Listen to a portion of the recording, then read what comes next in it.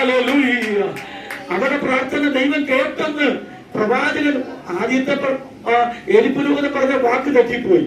എങ്കിലും പറഞ്ഞ വാക്ക് ദൈവഹിതമല്ലെന്നറിയാം. ഏലിയുടെ മേൽ ദൈവാത്മാവ് ഇല്ലെന്നും ഈ ഹന്നയ്ക്കറിയാം. കാരണം വന്നപ്പോഴേ വീഞ്ഞു കുടിച്ചിട്ട് വന്നവളാണെന്ന് പറയുന്നുണ്ടല്ലോ. ദർശനമില്ല, വചനം ദുർബലമാണ് എന്നൊക്കെ നമ്മൾ വായിക്കുന്നുണ്ട്. എങ്കിലും ആലയത്തിൽ നിന്ന് പറഞ്ഞ വാക്കിനെ അവർ ചാടിപ്പിടിച്ചു. അല്ലോ, അവർ ചാടിപ്പിടിച്ചു. വചനങ്ങളെ ചാടിപ്പിടിക്കുന്നവർക്ക് അതിനൊക്കെ സ്തോത്രം ചെയ്യുന്നു. അവർ തിരികെ പോയപ്പോൾ അവരുടെ മുഖം പിന്നെ വാടിയതില്ല. അവരുടെ മുഖം പിന്നെ വാടിയതില്ല.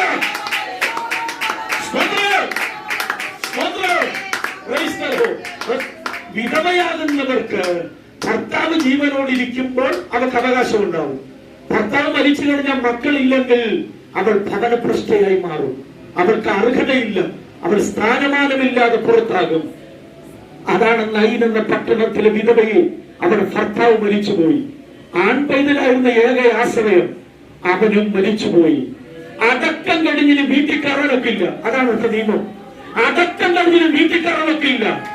അടക്കാൻ കൊണ്ടുപോയപ്പോഴേ ഭർത്താവിന്റെ രക്തബന്ധങ്ങൾ അവരുടെ വസ്തുവും വീടും കൈയേറിക്കഴിഞ്ഞു. ഇനി അവർക്ക് തിരികെ പോകാനിടമില്ല. തിരികെ പോകാനിടമില്ല. മശാല മോഹനയിൽ നിന്നും അവൾ ദുഃഖഭാരം പേറി മശാലം വിട്ട് പുറത്തിറങ്ങുമ്പോൾ കയറി കിടക്കാനൊരു കിടപ്പാടമില്ലാതെ അവർ തകർന്നവരായി നിൽക്കുമ്പോൾ തകർന്നവരുടെ അടുക്കലേക്ക് യേശു നടന്നു വന്നിട്ട് അവരെ തലോടിയിട്ട് പറഞ്ഞു, മേളെ നീ ഭാരപ്പെടേണ്ട, ഇനി നീ തരേണ്ട, നിന്റെ വിഷയത്തെ ഞാൻ തരാൻ കഴിയുള്ളൂ, നിന്റെ ആശ്രയത്തെ ഞാൻ തുടർന്നു വേണം. Praise the Lord.